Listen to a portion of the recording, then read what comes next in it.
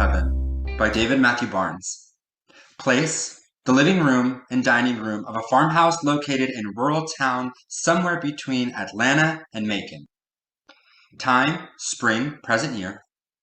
Scene 1. At rise, it's nearly 5 o'clock on an overcast day in rural Georgia. It is late April. We are in a century-old farmhouse, modest in amenities and decor. The stage is divided in half by 2 rooms that flow into each other. Center stage left is a living room area, sofa, coffee table, television, plants, photographs, telephone, lamp tables. Center stage right is a small wooden dining table that barely seats 4. Downstage right is a swinging door leading to and from the kitchen, and beyond that, a sun porch in a backyard. Upstage right is a hallway that leads to the rest of the house. Upstage left is a front door that leads to and from an oversized wrap-around front porch, which can be viewed through the window. At rise, a few moments pass before Gus Primwell enters from the kitchen wearing a baggy t-shirt and jeans. He's carrying a cold bottle of beer and a bag of potato chips. Immediately, he sits down at the dining table. He reaches for a model airplane half assembled on the flat piece of cardboard. He unscrews the cap of a tube of modeling glue and begins to work on his project. A few moments pass before Beatrice Primwell enters from the hallway. She is carrying a tray of dinner dishes. That glue smells awful. Try not to breathe, honey. Gives me a pounding headache, really it does. I'm almost done with this one. Then what are your plans? Go to the store or buy another one. Surely you can find better use for your time, Gus Primwell. What do you want me to do? I got all my chores done this morning so I could spend the afternoon working on this. You don't seem the least bit affected by Daddy's health. Your father's been dying for months, Bea. I don't think my model airplane will change his destiny or save him from the brink of death. Still, it would be nice if you could come and sit with him. The man doesn't even know his own name. I'm sure mine is the last face he wants to see before he leaves this earth. Bite your tongue. He might just recover. Daddy is a strong man. He stands. Honey, I don't want you to fool yourself. The last stroke nearly did him in. I know. I'll make him some candied pecans. They're his favorite. Beatrice exits to the kitchen. Gus sits down and returns to his model plane. He's immediately interrupted by a doorbell. Reluctantly, he gets up and crosses to the front door and opens it. Delores Ayala enters. She's carrying a bag of groceries. I've forgotten my key, but I've taken care of everything. That's a relief. The house is clean. Beatrice must have been up at the crack of dawn. I don't think she's slept in a week. Oh, that's just her way. She's going to hold on until his last breath. How is he? The same. I hired a nurse. Jennifer Bardot? Don't get your hopes up. You're a married man. She took good care of me when I broke my arm last year. Well, some men have been accused of inflicting themselves with injuries just to be nursed back to health by Jennifer Bardot. It was an old tree. Well, I hate to be the bearer of bad news, but Miss Bardot has eloped and moved to Miami. Who was the lucky fella? Man from Puerto Rico. Owns a resort in San Juan. Huh. I never knew Jennifer spoke Spanish. I assume French was her specialty. Among other things. I think that glue has gotten to your head. That and my wife. She's been difficult lately. Even more than usual. That's just her way. Between you and me. Look, you don't have to say it. We'll all be better off once he goes. The telephone rings, but only once. I don't understand it. He's not an old man. He'll be 64 next Saturday. Think he'll live that long? No, probably not. I guess it's true. You never know when your time's coming. You have to live each day as if it were your last, because one day it's going to be. When does this nurse start? Oh, she'll be here at 7. That's only a couple hours from now. I should probably freshen up before she gets here. No need to shower, change clothes. Let me guess. She's 2 years older than me. Give a guy a break, Delores. All this death hanging in the air, I was hoping for a little life to make me smile. Well, I guess you'll have to make do with your model planes. How else do you think I've gotten through 19 years of marriage? Well, then Jennifer Bardot did you a favor. If I had hired her, you might not make it till your 20th anniversary in June. Beatrice is already planning the party. Jeez, you know how she is. She's always planning something. If it weren't for the holidays in church, that woman would lose her mind. I think she already has. Hey, be prepared, Gus. My brother's death is going to be tough for her to bear. She's never fallen apart before. Not even when her mama committed. You know, they've always been close. Her and my brother, thick as thieves, those two. Well, Beatrice is his favorite. Maybe. She enters from the kitchen. Gus hurries back to the table and to his model airplane. I have a bone to pick with you, Delores. When did you stop, Beatrice? I beg your pardon? I'm Aunt Delores to you. I'm an old woman, and I've earned the title. I'm sorry. Well, I accept your apology for bad manners. Don't let it happen again. It's just, I'm a grown woman. And I'm 37. It seems odd to call you Aunt Delores. Beatrice, might I remind you that you were born and raised in Georgia? Yes, ma'am. It's in my blood. Well, then you know that improper etiquette is not the way of our world. I'd rather bite my own tongue off than to be rude or inconsiderate. Well, spoken like a true Southern belle. I'm no belle. Just a woman with a dying father. That's why I did it. I don't understand. Well, sure you do. I assume you know by now about the nurse I hired. Carolyn Jackson just called and she said... Caroline Jackson is the creator of her own scandal. She had nothing better to do than man the cell phone tower in the county like an international spy. She wanted me to know... Well, she wanted to start a family argument because her husband limps and follows her around wounded like a half-dead dog. She's embarrassed by him, if you want to know the truth. It was a simple accident. There are no simple accidents in the South, my dear. Caroline Jackson ran over her husband's foot the night he tried to leave her. Crushed every bone she could with those firestones. Well, there's a vicious side of her that I hope we never live to see. Is it true that you hired Jennifer Bardot? Consider the source, Beatrice. It isn't true? Well, thank goodness. There's no need for a nurse. Amen. Well, yes, there is. I hired a woman who I think you will approve of. But I'm taking good care of my father. It is my duty as a daughter. And as his sister, I feel that he needs better care. You know, all those machines and monitors. They gave me a very thorough tutorial at the hospital. And the hospital should be shut down for leaving you on your own. I'm hardly on my own. That sweet Mrs. Wilkes comes by each morning to make sure I'm doing the right thing. Mrs. Wilkes wouldn't know the right thing if they'd smacked her on the left side of her head. She's a retired nurse. Yeah, well, bless her heart, but the woman is 2 days older than dirt. But she walks 3 miles a day. And one day they'll find her wandering around on the interstate. Delores. Aunt Delores. I mean no disrespect. But don't you think that hiring a nurse should have been a decision that I made? I'm here all the time. You're not. I've taken care of everything.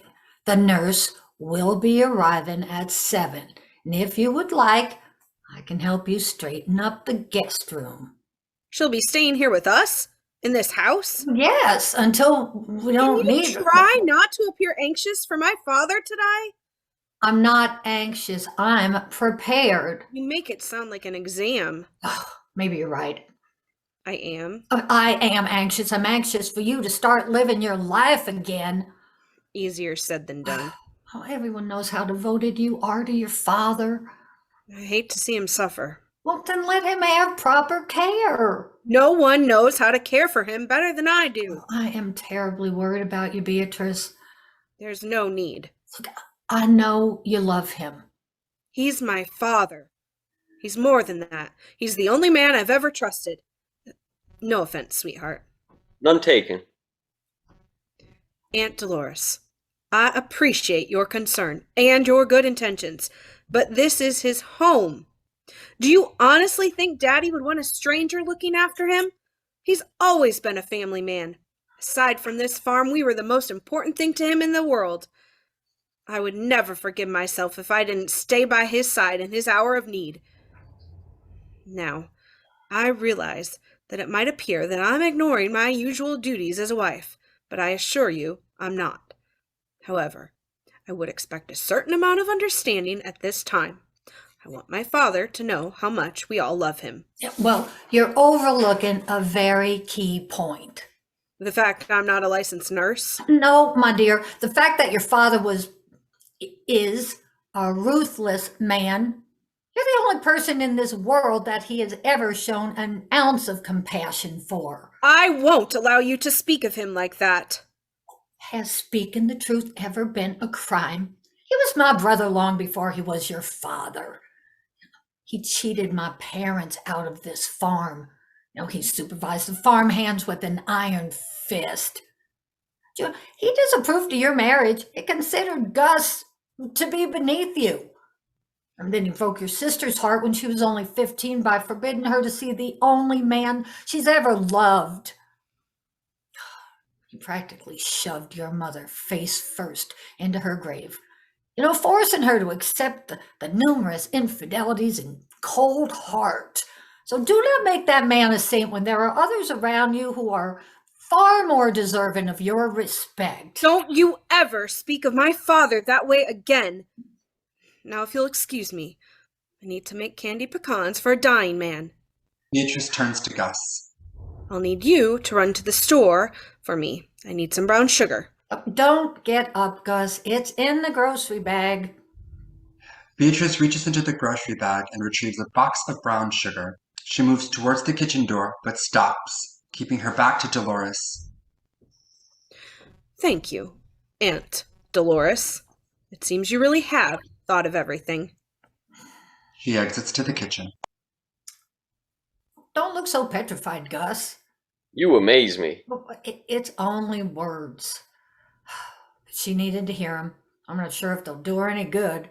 They will. Your wife is a stubborn woman. For as long as I can remember, she carefully overlooked my brother's glaring flaws. In her mind, he can do no wrong. Can't say that I'm going to miss him. Well, I don't mean to interrupt you because I know how much you like building things and all, but I could use your help. It's all right. I'm used to interruptions. Well, I want to get the guest room ready for the nurse. Gus stands and reluctantly follows Delores towards the back of the house and through the hallway as they exit. If you would have hired Jennifer Bardot, you wouldn't have needed a guest room. The doorbell rings. Beatrice enters from the kitchen and is surprised to find that Gus and Delores have disappeared. She goes to the front door and opens it. There, Miles Montgomery is standing in the front porch. Above him, the porch light flickers because it has a shortening. Yes, may I help you? I'm Miles Montgomery. Your aunt asked me to come by. Miss Dolores Ayala. Is she in? I'm really surprised. I had no idea you were a man. I beg your pardon. The world is changing faster than I can bear. I know men are now very successful in your profession. We have been for some time. I appreciate you coming by, but I have to be honest with you. I don't think we'll be needing your services. I'm perfectly capable of taking care of my father. Besides, I don't think he would respond well to you. Because I'm a man? You must think of me as terribly old-fashioned. And really, I am.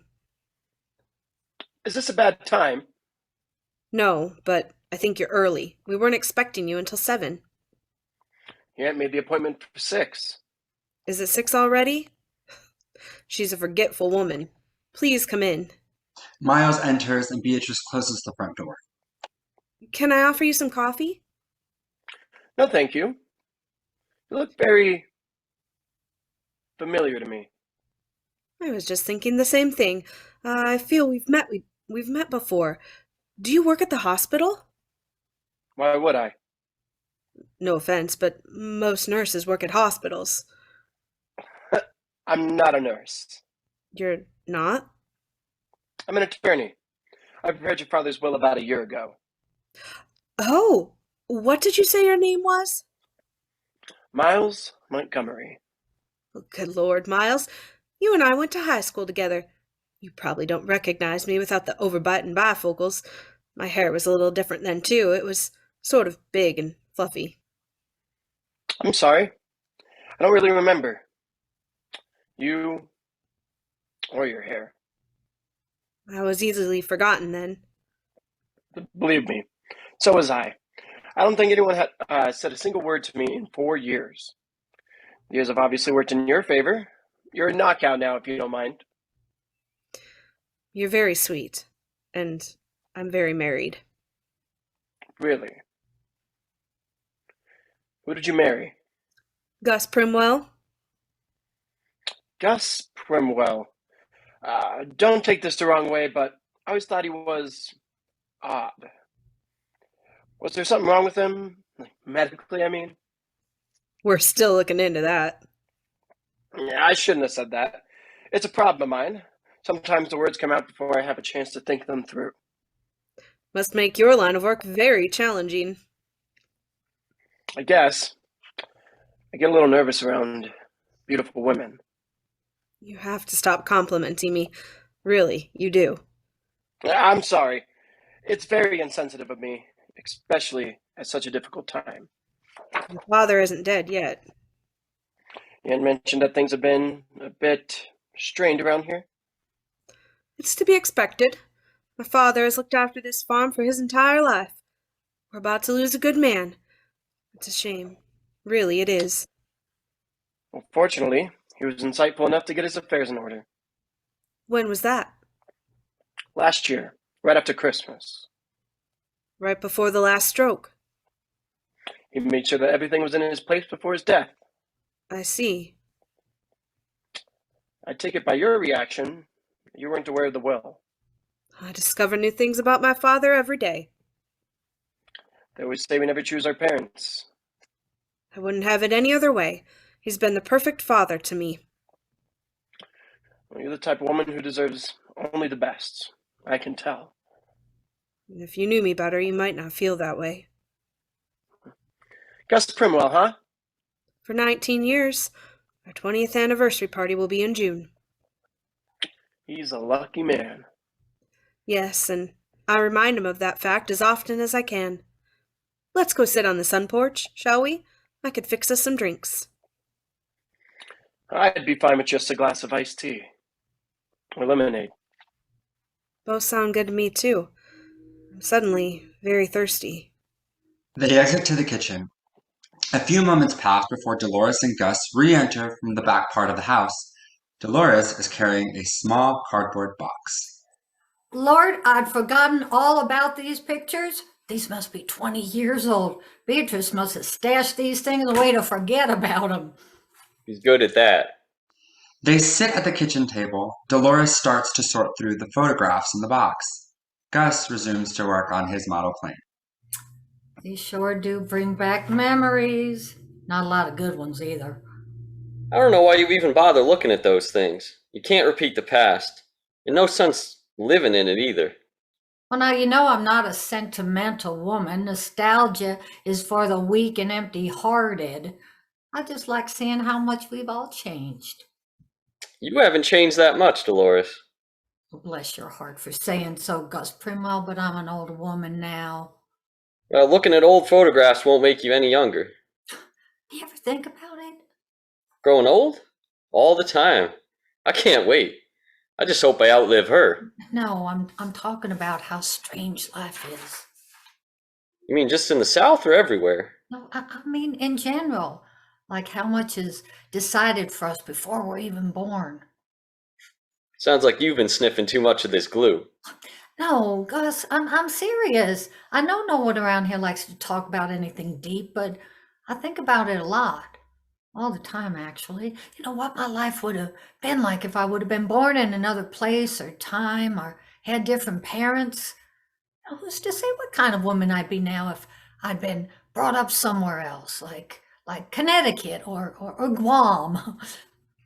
So much about life is chosen for us. Sometimes I wish it was different. Sometimes I wish life was more fair for everybody.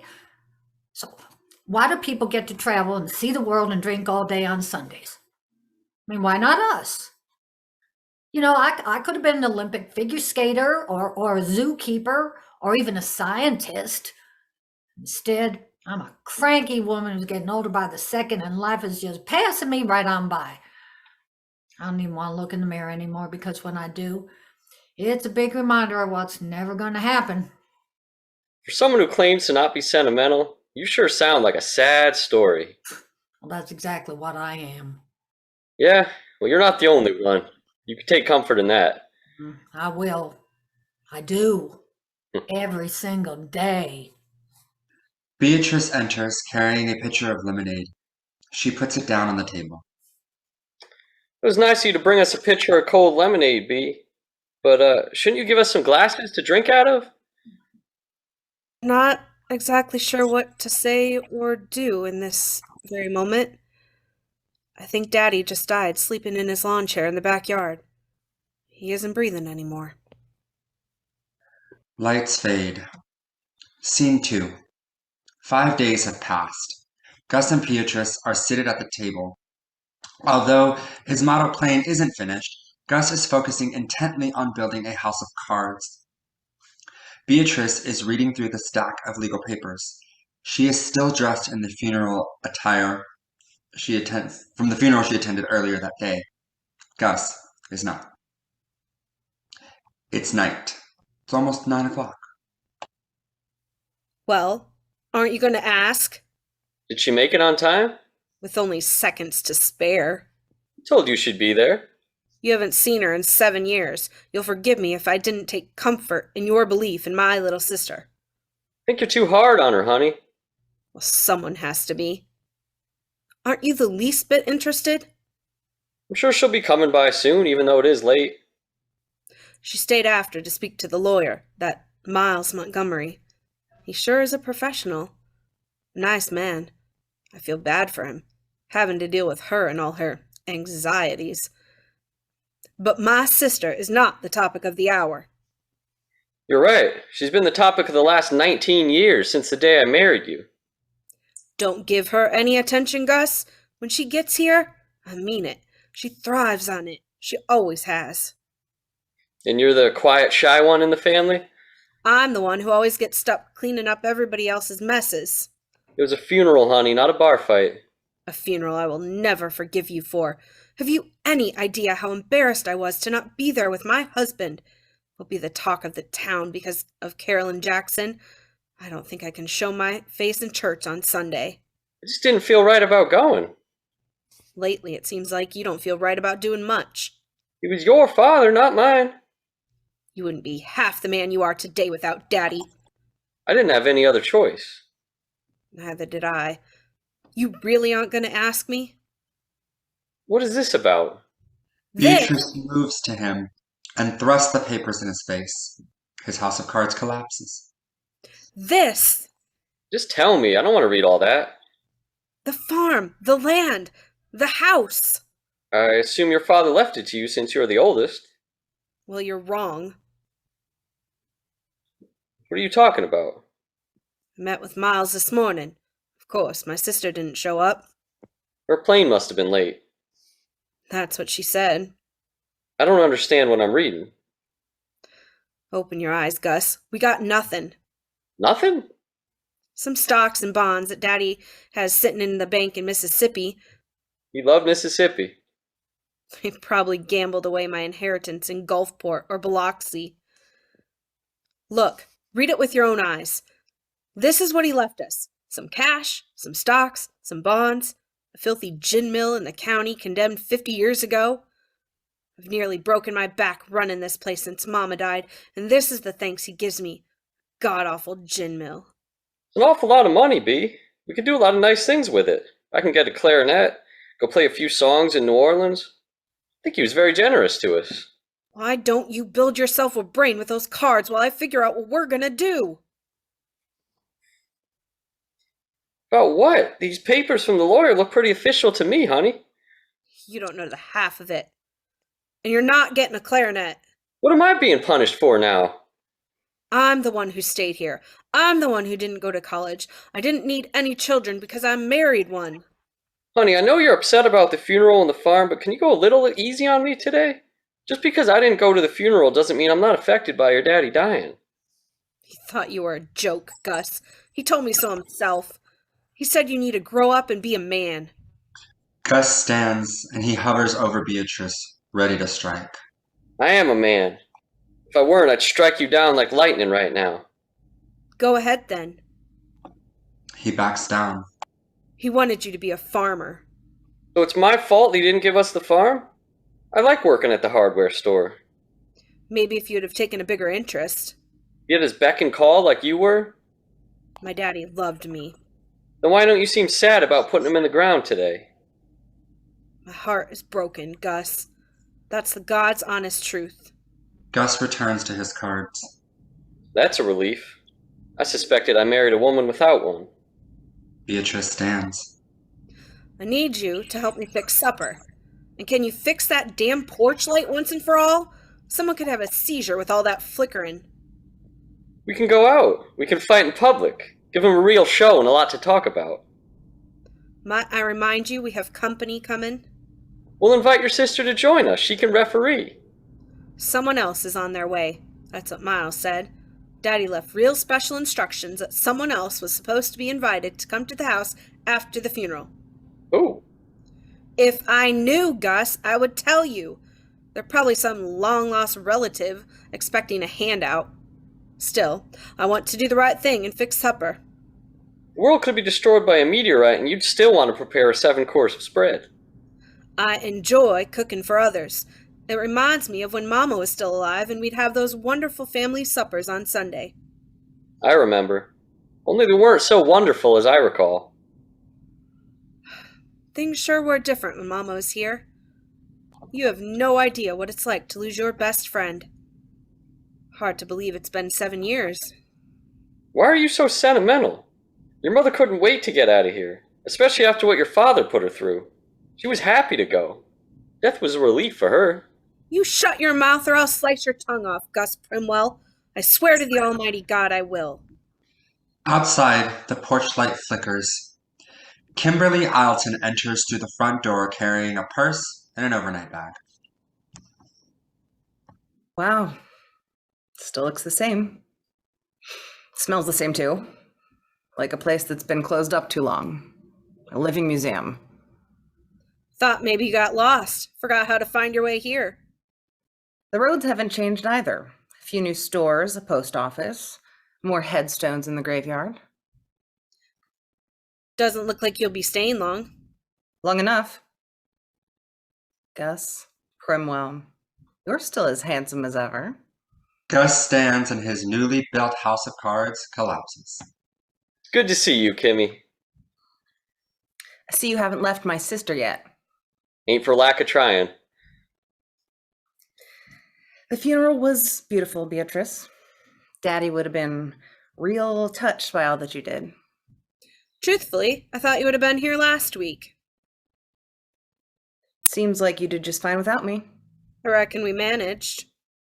Listen, I know why you're upset. Oh, is my anger already starting to show? Silly me. Daddy's lawyer stopped me in the graveyard. He told me. So you know who this mystery person is? What time are they supposed to be here? 'Cause I'm hungry. I'm talking about the farm. There's nothing to say. What's done is done. It was Daddy's wishes, and I have no choice but to honor them. So you're not going to fight this? You're not going to contest the will? Miles made it seem like you were going to. Fight what? What is there to fight? The fact you made it back to town only minutes before your father was buried? That you couldn't be bothered to take an earlier flight? That you'll be here for less than a day, which is plenty of time for you to take everything from us and then leave again. Kimberly stands. It kills you, doesn't it? It eats you up inside. He picked me and not you. If you've come here to gloat, I'm sure you'll be much more comfortable sleeping outside beneath the pecan tree. You can have Daddy's chair since he won't be needing it anymore. I always hated pecans. You've always hated this farm and Georgia for as long as I can remember. That's why you hopped on the first pickup truck that was headed north. You can relax, Beatrice. I've made up my mind. I'm not going through with it. What are you saying? I don't want the farm. Your daddy left the farm to you, Kimmy. He wanted you to have it. You should take it. Nobody asked you. Are you always this hard on your husband? Good Lord, Beatrice. It's a minor miracle you don't have any children. What's your excuse? Daddy kept waiting for grandbabies. Well, I'm not sorry I disappointed him. We all know I'm not the marrying kind. And you know nothing about running a farm. Exactly. That's why I'm getting rid of it. I knew it. You're selling the place. That's just like you. You haven't seen me in 7 years. How would you know what I'm like? You haven't changed a bit. Likewise, sister. If you're spending the night, you'll have to sleep on the sun porch. Our Aunt Delores lost her mind and hired a nurse, and I had to put her in the guest room. She leaves tomorrow morning, since there's no use for her around here anymore. I'll stay at a motel. Gus, can you take me into town later? Of course. But before you leave, I'd like a full explanation of what you're planning to do with the farm. I feel I'm owed that much. Let's get one thing straight, Beatrice. I don't owe you or anyone else in this godforsaken town anything. Well, then perhaps it's best you take care of business and then leave. You're pretty good at that, from what I recall. I remember everything, Beatrice, like it was yesterday. It's not that easy to mend a broken heart. I have to fix a supper for our mystery guest. I hope you're gone by the time I serve the dessert. A homemade pecan pie. Beatrice exits to the kitchen. Kimmy, I wish you would think this through. I have. I don't want this place. That's why I'll be transferring ownership to Beatrice in the morning. She'll be so happy. The rest of us will suffer for it, but she'll be happy. Don't tell her. She's used to sleeping with anger. One more night won't kill her. You're cruel. That's why I've always liked you. I know you love her. She wouldn't have it any other way. My sister isn't happy unless she's in charge of something. That's why I'm glad she has you. I've learned to love the game of solitaire. Just recently, I've started building houses. Don't bother. This one will be yours to do with as you please. Burn it to the ground for all I care. This place should be condemned. To tell you the truth, I was a little happy about the idea of you taking over the farm. Why? Because you hate this place as much as I do? I don't mind it. I'll just never be good at it like your daddy was. The only thing my daddy was good at was breaking my heart. I thought for sure you'd come see him in the hospital. I wanted to, but his heart beat me to it before I could gather the courage. Beatrice never left his side. She was there when he had the heart attack, then the stroke, then the surgery, then the last one. I left this place the first chance I could get, ran off in the middle of the night like a fugitive. I have no regrets about leaving. Everyone thought you gotten pregnant by that Mexican fella. They thought you ran off in shame. I knew better. Haven't thought about him in years. Sure you haven't. The farm was a different place to me then. I guess anywhere in the world is more beautiful when you're in love. Is that so? Believe it or not, there was a time I loved being here. Things were different back then. I was much younger, of course. I used to love waking up early and going outside and then walking down to the barn. I would say good morning to the cows and give some feed to the chicken and the horses. I always loved the horses. I would watch the sun creep up and the world would slowly come back to life. I always thought to myself, from here, I can see heaven. And it only happened when I stood still. But when I did, I felt God looking down on us, and he was smiling because he was happy with who we were and what we were doing.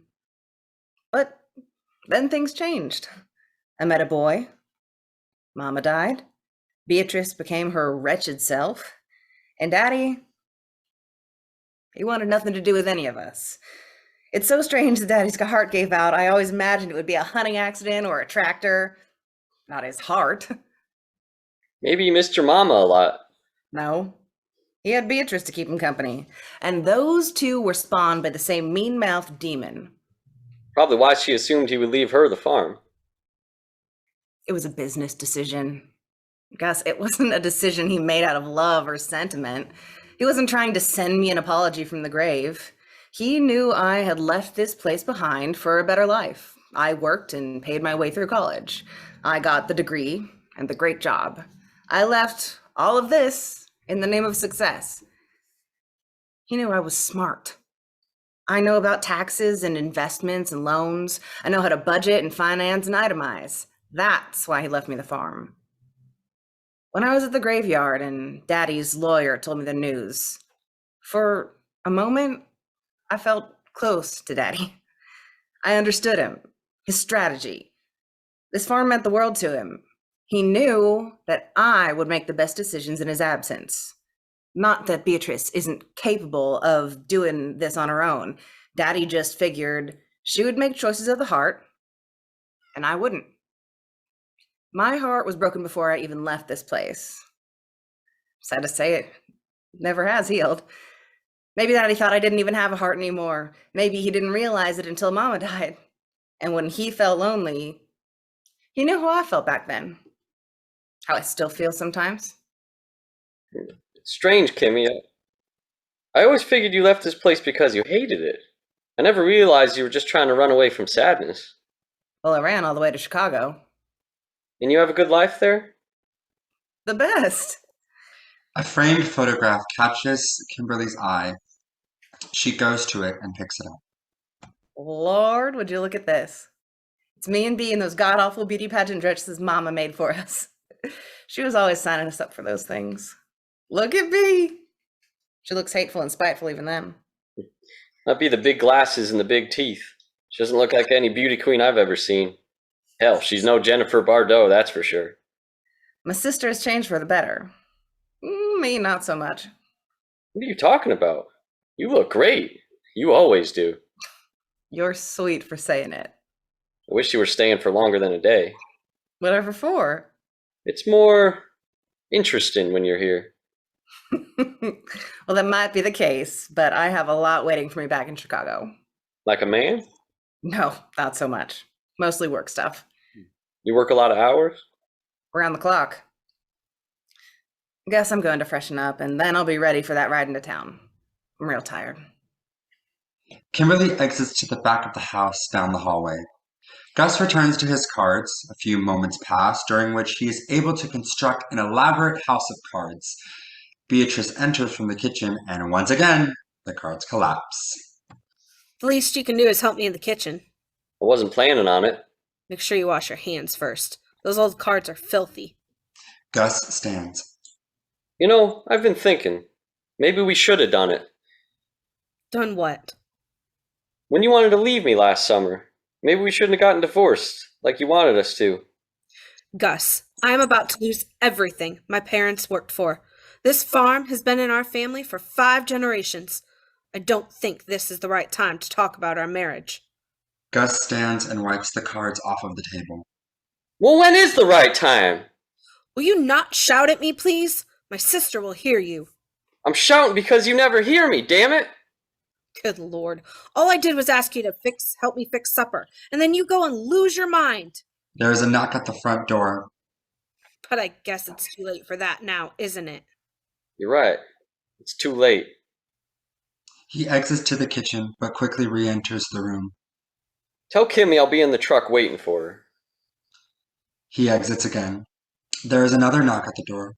This time, the sound is louder and more urgent. Beatrice crosses to the front door and opens it. Carlos Esperanza is standing in the doorway. I'm very sorry for coming by so late. I wasn't sure if anyone was still up. May I help you? Well, it's good to see you too. You have no idea who I am, do you? Dare I ask you the same question? You're Beatrice, the older sister. I assume you're not the one who sent for me. I'm sorry. My name is Carlos Esperanza. I don't recognize your name. I'm not surprised.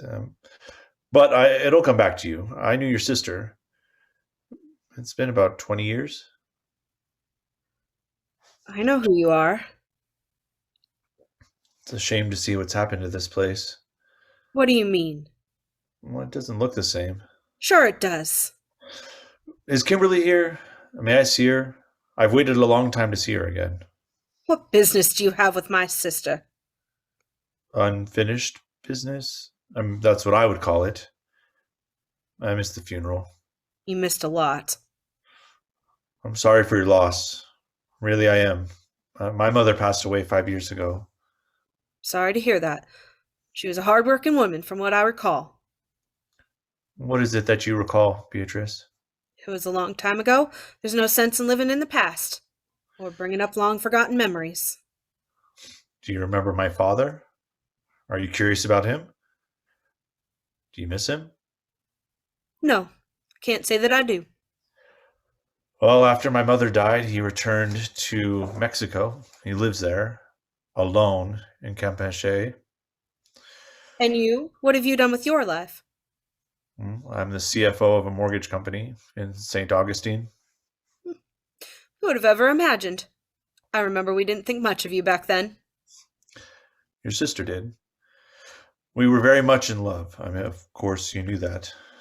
You two still have a lot in common. She works in real estate, makes a fortune selling overpriced home to rich folks. Well, is she here? I mean, does she know? I mean, about what you did? If not, let's tell her together. Keep your dirty mouth shut, mister. Do you hear me? Gus enters from the kitchen. Kimberly enters from the back of the house. She recognizes Carlos on sight. Oh. Oh my God. Kimberly? Carlos. Can't believe you're here. I never thought I'd see you again. I got a phone call, a voicemail, and it said that it was important. Who was it that called you? He was an attorney. He said that there had been a death in the family. Your father? His heart gave out on him. His lawyer must have tracked you down. He did. He said it was one of your father's wishes before he passed to find me and bring me back here to you. But why would Daddy do that? Kimberly moves towards Carlos and takes his hands in hers. Because he knew. Daddy didn't want us to be together when we were young. I'm sure he had his reasons. In fact, he did. Did he? And what reasons are there to separate two people in love? Never got to say goodbye to you. Honestly, I never wanted you to. I'm in shock right now. You look amazing. I prayed for this. So did I. I know we have a lot to catch up on. There's so much to tell you. So much I want to know. Well, I can stay in town for a couple of days. I was planning to head back to Chicago in the morning, but I'll change my plans. If you excuse me, I need to go finish preparing a late supper. She starts to exit, and she stops by the sound of her sister's voice. I want to talk to you in the morning, Beatrice. About the farm, about everything. Yes, I imagine you'll have a lot to say. In the meantime, can you put on a pot of coffee? We'll be on the sun porch. We have a lot of catching up to do. Kimberly and Carlos exit to the kitchen. A moment passes in which neither Beatrice or Gus move. Finally, Beatrice kneels down and begins to pick up the playing cards from the floor. Gus reaches out to stop her. Two of hearts. Listen, I'm really sorry about your daddy. I'm sorry you had to bury him today. I know that almost killed you. Thank you. I appreciate that. Just cards, honey. I'll pick them up. You know me. I can never ignore a mess. Seems like I only know how to make them. She finishes picking up the cards, stands, and moves towards the kitchen door. I have to finish supper, even if the hour is late and my sister's lost her mind and this farm just slipped through our fingers. Wait. I'll help you. Beatrice waits for her husband as he moves past her. As he moves past her, she stops him. She kisses his cheek softly. They exit together to the kitchen. Lights fade. Scene 3. It is the next morning. Delores enters through the front door. She is carrying a pink bakery box. She puts it down on the kitchen table. and goes to the kitchen and returns a moment later with a cup of coffee in her hand. Still half asleep, Kimberly stumbles in from the kitchen. Do I look as bad as I feel? You're still young, so you'll recover. I never took you for a drinker. Well, no alcohol was involved, just words. A lot of words. Until dawn. Yeah, I saw you sleeping on the sun porch. You tried not to wake you. Who were you talking to all night? Carlos Esperanza. He came back for me. You need coffee, then I need details. Have a seat. Is there anything edible in that box? Muffins, an assortment. Help yourself. I'll be back in a second. Kimberly sits at the table and opens the box and peers inside. Wow. Delores returns from the kitchen with a cup of coffee for Kimberly. Did you say something, hon? I don't know what it is, but this morning, this place seems different. Really? Seems the same to me. Maybe it'll change now that he's gone. And Delores, I think it already has. So tell me about Carlos. I remember how madly in love the two of you were. We were so young back then. Well, we all were. It was a different time. No, wasn't that different? I'd like to say I'd forgotten about Carlos and never gave him another thought.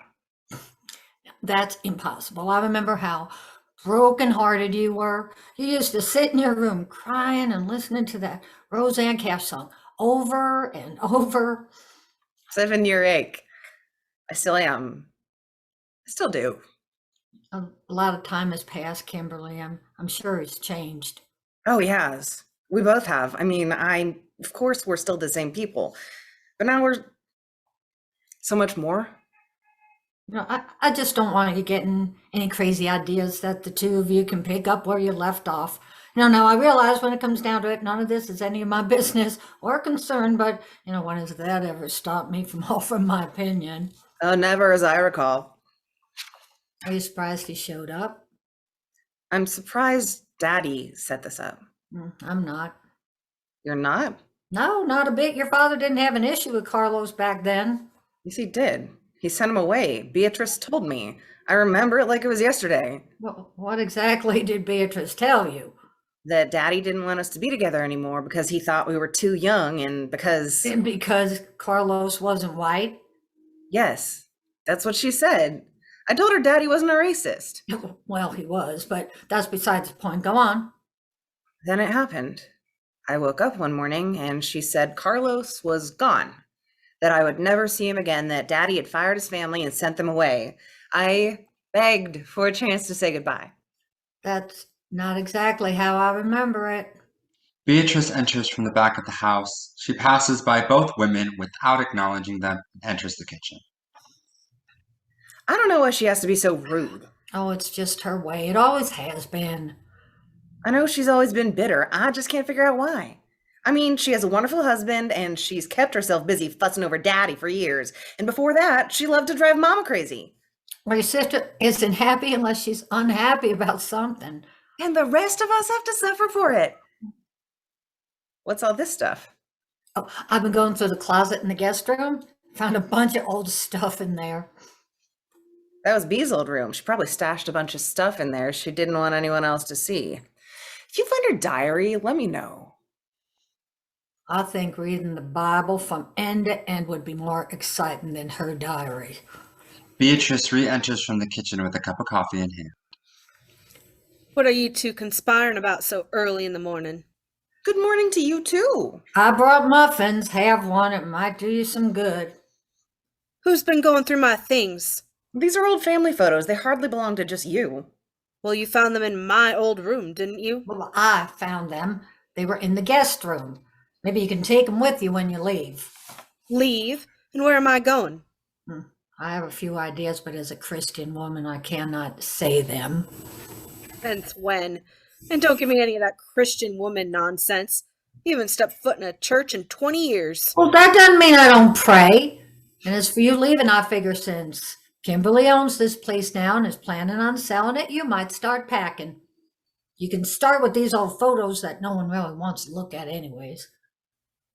You're planning on kicking us out? And selling the place? Why, What'd I ever do to you? It's not personal, Beatrice. It's business. Isn't everything business with you? Don't you have enough money already from your fancy corporate job in Chicago? You know nothing about me or my life, so stop pretending that you do. Yeah, now Kimberly can make whatever decision she wants, B. The farm is hers. That was your father's wishes, and we need to honor them.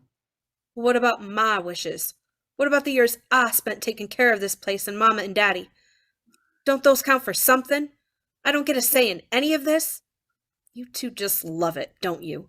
That Kimberly has all the power and can finally pay me back. Pay you back? For what? For being your sister. We all know how much you despise us. How you used to tell kids at school that you were adopted and you were waiting for your real family to show up. That was a long time ago. Everything was a long time ago. Stop living in the past, B. You hang on to stuff that no one else cares about anymore. It's like you love to torture yourself with it. You can't change anything that's already happened. Yeah, Kimberly's right. That's because Kimberly's always right. What in the hell have I ever done to you? You wanted to stay here and take care of Mama and Daddy, and I didn't stand in your way. I never fought you on it because I wanted out of here. I don't blame you, Sugar. Hell, I should have jumped on the first bus out of town as soon as I could walk. You're not the only one who wanted to leave. Hey, what are you talking about? You love this farm. You tell everybody you meet how much you love this place like it's the Garden of Eden. Because it's all I have. You have the world, Kimberly. I have this farm. And now you want to take that away from me. Like I said, it isn't personal. It's business. Look, you and Gus can find something around here. Something real cute and easy to take care of. You know, this place is too big for just the two of you. Oh, if it were mine, I'd do something crazy with it, like build a colony for artists or let people live here who needed a helping hand. Oh, then it might feel like magic again. Magic? But it's my home. And it's been my home for many years. And this was our parents' home. And before that, our parents and their parents. You're not only uprooting our family tree, you're chopping it down. I just don't understand why. For money? Don't you have enough of it? Or is there another reason? Gus enters from the back of the house. In his hand, he carries a bundled stack of old letters. Beatrice, what are these? How should I know? Where did you find those? In a shoebox in the back of the closet in the guest room. What are you going through people's things for? I was looking for that board game I used to love when I was a kid. The one where there's a murder and you have to solve the mystery before someone else does. Gus, what did you find? Letters, a bunch of them, from a long time ago. Well, what sort of letters? I think they're love letters. Beatrice wrote you love letters. No, these are addressed to Kimmy. Me? Those aren't mine, Gus. I've never seen those in my life. Well, they're yours. They got your name on them. Some of these are at least 10 years old from the postmark. Some are even older. Let me see those. Gus hands them to her. Kimberly takes them and sits on the sofa and opens them and starts to read. She stops and looks at more envelopes. These are letters written to me from Carlos. All of them. What have you done? How come I never received these? Kimberly stands and goes to Beatrice and holds up one of the letters. Did you keep these from me? Yes. Why? I did it for your own good. All these years, you led me to believe that Daddy separated us. That Daddy didn't want me to see him, so he sent him and his family away. But that wasn't true. Was it, Beatrice? I'd rather speak to you alone about this.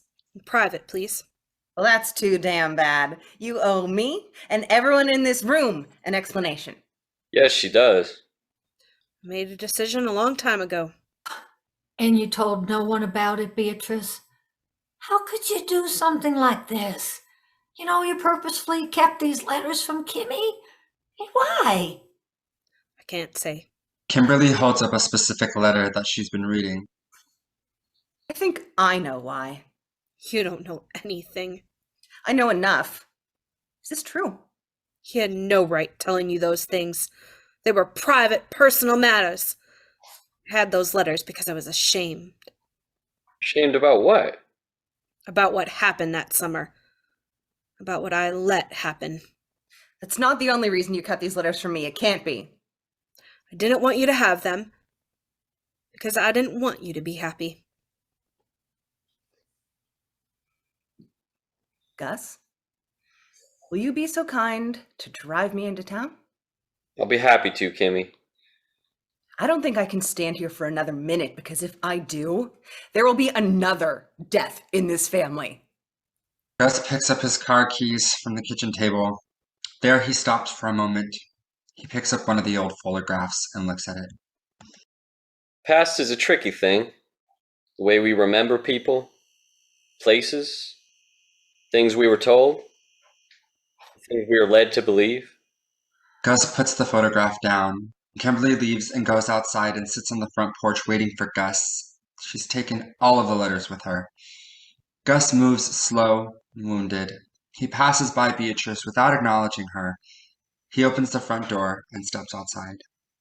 Lights fade. Scene 4. It's night. The house is still.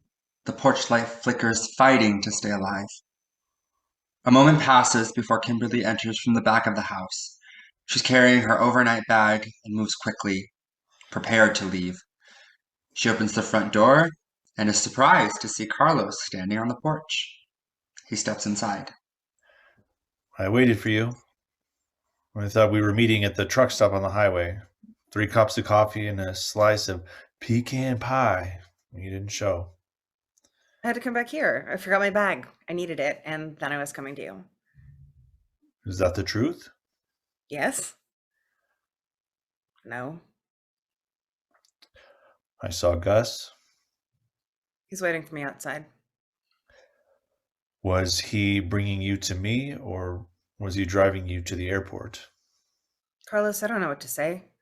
Were you just going to leave without saying goodbye? Yes, I was. Even after everything we talked about last night, we made plans to be together. Damn it, Kimberly. I got scared, all right? Scared of what? Of reality? And what version of reality are you talking about? Do you think it was easy for me to come back here, to this town, to this farm?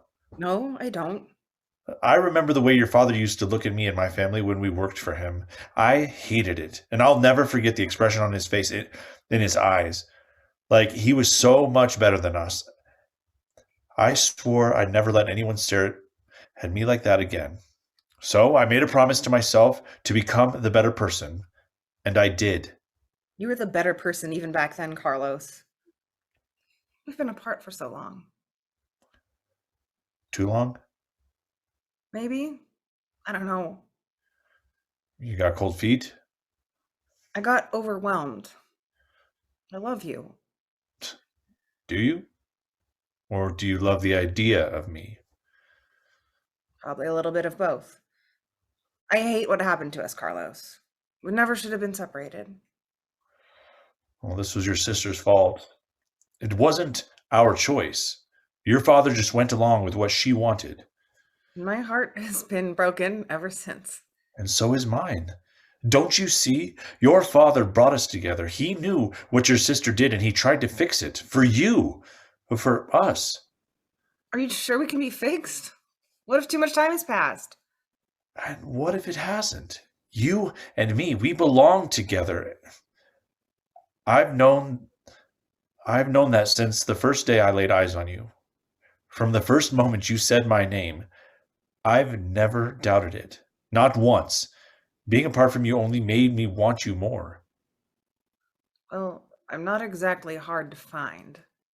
Neither are you. To tell the truth, I didn't know if you wanted to be found. Well, it sure beats being permanently lost. I guess what I'm trying to say is, if we really wanted to find each other, we would have made a bigger effort. I think my father knew exactly what he was doing. He wasn't giving us a second chance, Carlos. He was giving us closure. Closure? That sounds like we don't stand a chance in hell. You're wrong. I think we do.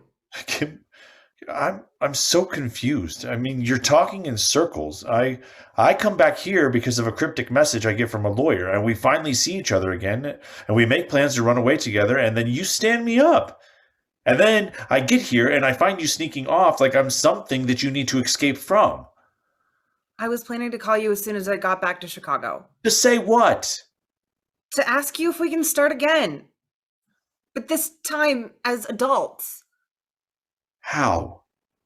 If I'm in St. Augustine and you're in Chicago, how do we make that work? We see if it does. And then? And then I'll move to St. Augustine to start a new life with you. Seriously? You would do that? Yes. And I mean it. I want to get to know you as you are now, not the boy you were when you were 15. Yeah, no, we were just kids. Well, we're not in high school anymore. Still, you shouldn't have stood me up. I mean, you should have come to the truck stop and told me this in person. I couldn't do that. I knew that if I saw you, I would give in. I would run away with you just like we talked about, and then we would be rushing into something that neither of us are ready for, and it would be doomed from the start. I'm sorry for standing you up. It sounds like you were doing it for my own good. As crazy as it sounds, I was doing it for us. Well, being back here does bring back memories. Yeah, I know what you mean. But I've decided to leave them behind. The memories we can take with us, but this place, I need to break away from it once and for all. You used to love this place. Oh, I still do. But it's not mine anymore. I don't know if it ever was. Are you selling it? No. I'm giving it to my Aunt Delores. It should have been hers all along. Your sister's going to be very upset. Good. Well, I know Gus is waiting for you, but can I drive you to the airport? I have a better idea. I'm listening. Let's go take a walk around the lake just like we used to. Then, let's spend the night together. Somewhere other than here.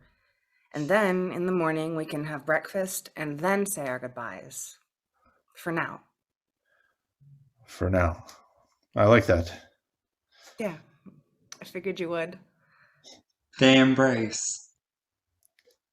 I know this might sound strange, but I never lost faith. Kimberly, in my heart, I always knew that I would hold you in my arms again. And I've spent 20 years hanging on to memories. I mean, more times than I can count. I would imagine your smile or your laugh, and it got me through each day. Believe it or not, not a day's gone by that I haven't thought of you. And I know this farm isn't home for either of us anymore, but I'll always be grateful for it. I mean, it's where we found each other. Kimberly pulls him toward the front door. Come on. Let's go look at moonlight on water. If we stand still, you'll swear you can see heaven from here. He stops. So does she.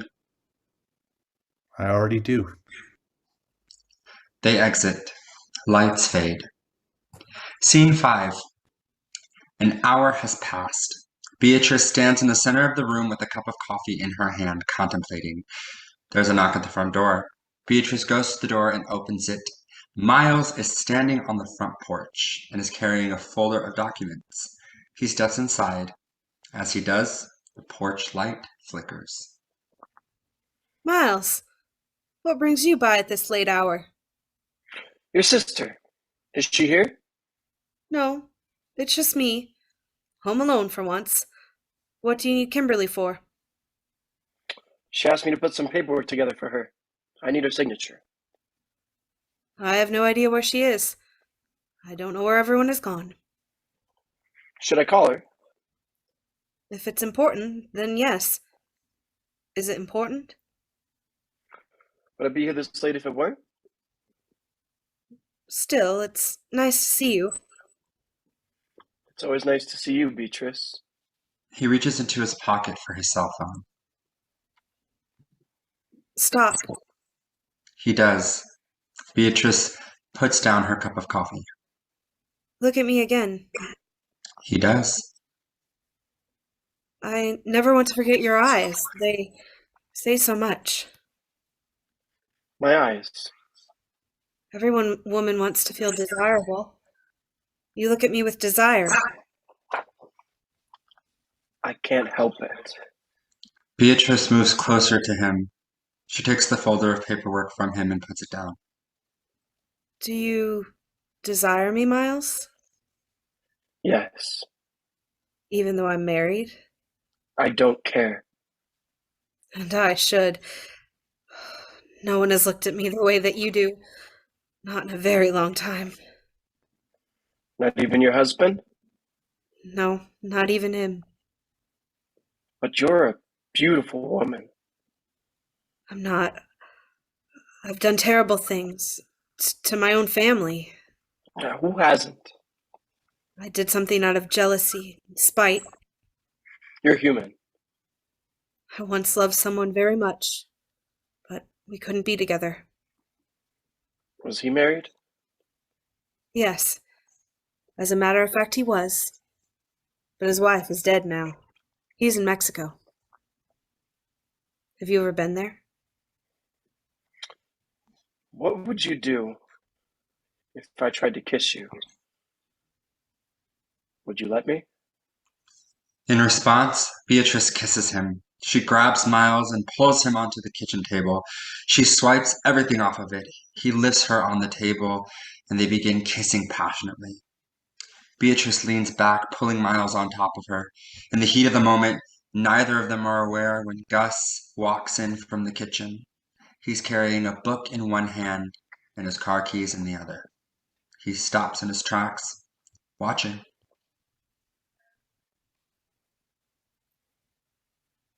Beatrice?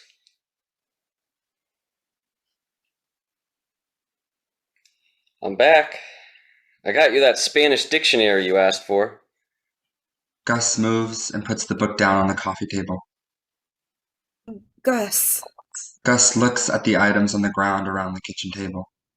You broke my model airplane. How could you? I'm sorry. I think it's time for me to go now. For your sake, I hope you handle divorces. Gus reaches the kitchen door before he speaks again. By the way, Grant is pulled up in the driveway. She'll probably want to know why you've done the things you've done. I know your reasons, but no one else does. He exits. I should go. Yes, you should. Out the back door, in the kitchen. Miles moves to the kitchen, but suddenly remembers his folder of documents. He retrieves them from the place where Beatrice put them down, but before Miles can make it to the kitchen, Delores enters through the front door, which she slams shut behind her.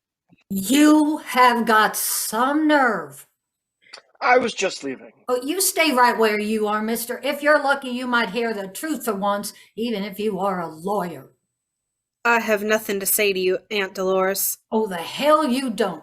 I want to hear you say the words Beatrice Ayala Primwell. I know why you single-handedly destroyed this family, but I want you to speak the truth for once in your miserable, jealous life. I was there, Beatrice. I know what happened between you and Mr. Esperanza. I know why you sent him and his family away. Because you were ashamed of what you did. And your poor sister had to suffer for your sins. Oh, it all makes sense now. It was a long time ago. Oh, that doesn't make it right. Or this. I have no excuses for what I've done. Because there are none. I was in love with him.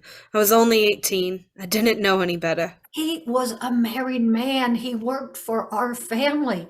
He had a family of his own, but none of that mattered to you, did it? I was angry.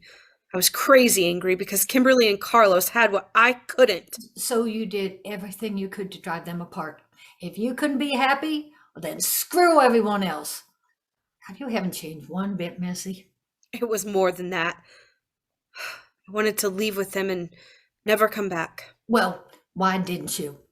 You would have done us all a favor, including your very devoted husband. You don't deserve him, Beatrice. You never have. This is clearly a family matter. I need to leave. Oh, don't you make a living from family matters, Mr. Montgomery. There are leeches with better morals than yours. I understand you've come here with some papers for my niece to sign. I will take you to her. You're going to need both of our signatures, isn't that correct? Yes? Signatures for what? For my new home, Beatrice. You're standing in it for the last time. Kimberly has given me the farm, and I'm letting her.